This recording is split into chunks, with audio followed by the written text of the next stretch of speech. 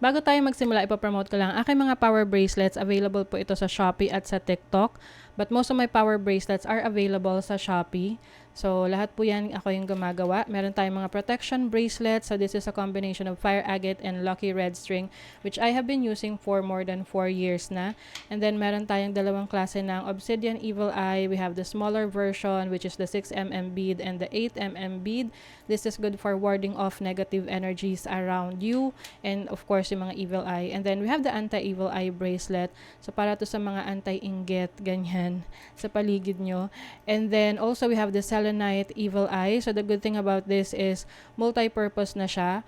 Kini-cleanse na niya yung energies around you. And also, yung mga kasama niyang bracelets, cleansing and recharging as well. So, just like this one. Ayan. And then we have other bracelets for other intentions and manifestations. So meron tayong authentic malachite. This is for healing and also attraction of money and transformation. And marami pang iba. Meron din tayong chakra bracelet for balance. And we have the tiger's eye for courage. We have howlite for concentration and focus. We have rose quartz for attraction of love, self-love, and of course, amethyst for intuition, healing. Ayan. Lahat ng bracelet may kasama ng instruction leaflet, extra string, and a cute pouch. Ayan. Meron din ako mga bagong products sa aking shop. Ito yung Intention Oils. It comes with 2 sizes. Meron tayong dropper, which is 15 ml. Meron tayong roll-on na 5 ml. So, you can use this for manifestation ng prosperity and protection. So, while you are doing affirmations. And ito naman, you can, multi-purpose to, pwede mo rin itong gamitin when you are setting intentions. You can put this sa iyong candle if bago ka mag-set ng intention. So, this is for prosperity and protection na. Meron din akong spell jar for protection and prosperity. So, these are limited items lang kasi konti lang nagawa ko dahil lahat to ay chinarge ng super full moon nung full moon in Pisces. So now it is available. I think 5 to 7 pieces lang yung available for each. So lahat yan nasa aking Shopee. Link on the description. Thank you so much and happy shopping. Virgo, hi! Welcome to Mystic Queen PH at ito ay isang energy update for you ngayong September 16 to 30, 2023. This is a general reading, so maaari kayong makarelate. Maaring hindi, just take what resonates. Panoorin nyo rin yung Sun, Moon, Rising, and Venus signs ninyo. Para sa iba pang mensahe, meron tayong video na nagpapaliwanag tungkol doon. Link on the description. And thank you so much po sa lahat ng sumusuporta dito sa ating channel. Just a reminder that you have the power to create your own reality. So gamitin nyo lang ang reading na to bilang gabay. Okay, let's see Virgo. What's up? Ano yung update for you? September 16 to 30. You have opposition, confrontation. So, maaring merong tension between you and another person. You also have Pisces, sensitized.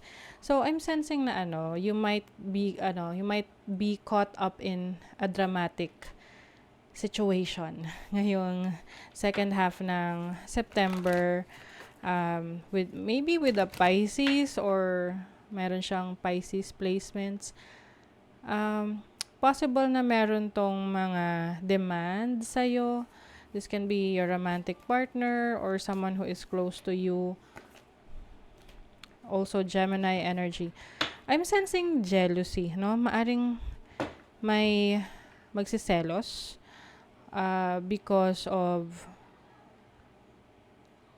how you treat other people. So, maaring maging friendly ka or you might be connecting with a lot of people and someone pwedeng magselos. Okay? Let's see what else. Pwede rin tong argument with someone na meron kayong magkaiba kayo ng disposition sa buhay, ganon. You have first house, Moon in Scorpio. I think this is about expressing yourself in a deeper level. Na tipong pwedeng baka yung iba mayabangan sa inyo, or parang they might try to challenge you about an idea, no? Tipong i-challenge niya yung nalalaman mo, tapos it may create tension between the two of you. So let's see, you also have the Seven of Pentacles, the Two of Swords. Yung iba sa inyo, maaring meron kayong kailangang pagdesisyonan na pwedeng gusto niyo nang i-let go because you're not seeing any progress. You're not seeing the results. Hindi mo nakikita yung resulta na gusto mo. Hindi nag-i-improve. O, diba? You might be walking away from this situation. This can be a relationship. Pwede rin tong trabaho or career or situation na sa tingin mo hindi na practical to stay. Can be a romantic relationship. So, Virgo, I'm seeing a lot of drama sa inyo. Second half ng September. Of course, hindi naman ito mag-resonate para sa lahat. But this is related to your relationship with multiple people. So, maaring may involvement to ng iba't ibang tao sa buhay mo, na may iba't ibang papel sa buhay mo, role sa buhay mo. Can be your mother, your romantic partner.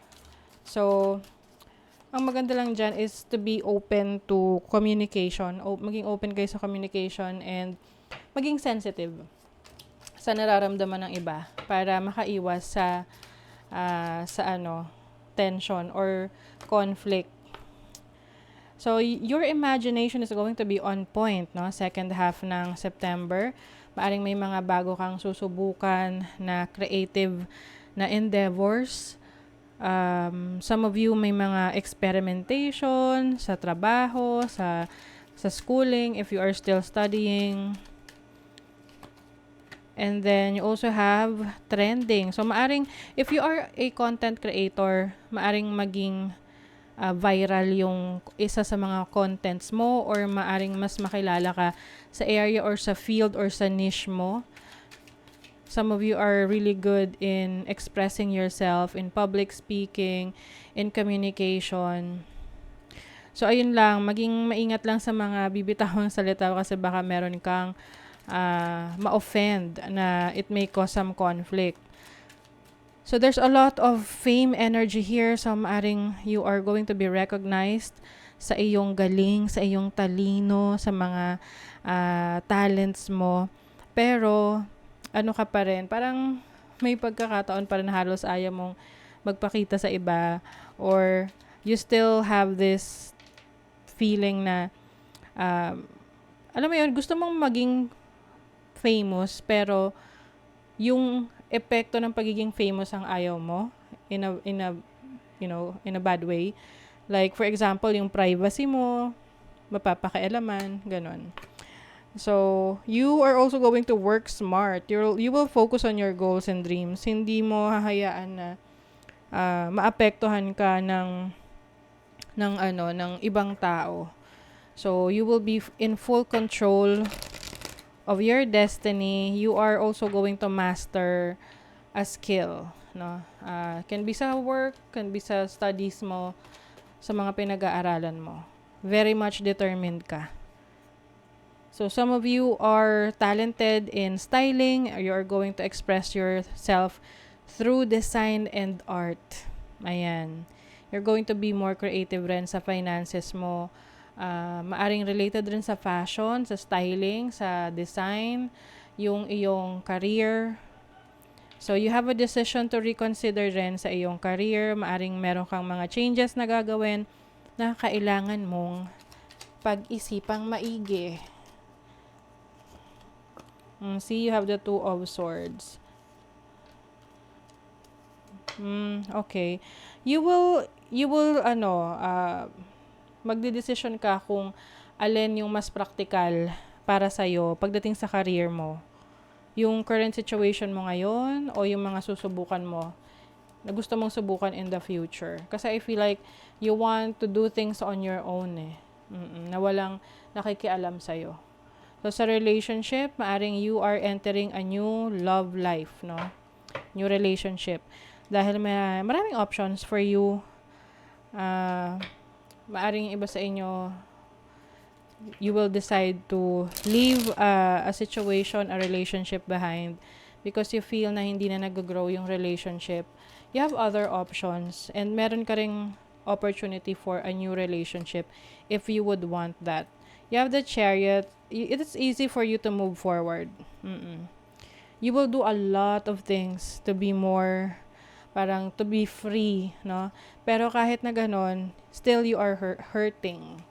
Oo. You will still feel na parang it's painful to leave that situation, but at the same time, gusto mo kasi ng progress, no, sa relationship. Gusto mo ng may pagbabago, may pag-unlad sa relationship nyo, na hindi feeling stuck, na parang hindi mo alam kung saan papunta yung relasyon nyo. So, you want a relationship na may patutunguhan. Oo. And some of you naman, pwedeng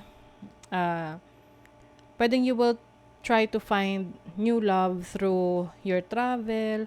Pwede naman tong unintentional na meron kang makikilalang bagong person as you discover more about yourself through travel or through new experiences. Okay? So, I think naman, this is all for the betterment of your life. As long as alam mo naman kung ano yung gusto mo pagdating sa relationship. And if you feel na hindi na talaga worth it na i-keep yung relationship na meron ka ngayon, then you are free to try new things. Okay? But of course, wag mo kalimutan na mag-heal from that, na hindi mo naman kailangan madaliin ang isang relationship. Okay? So, that is your reading, Virgo. Kung nagustuhan nyo to, naka-resonate kayo, mag-comment kayo dyan. Like, share, subscribe para lagi kayong updated sa ating mga readings. Thank you so much, Virgo. See you again.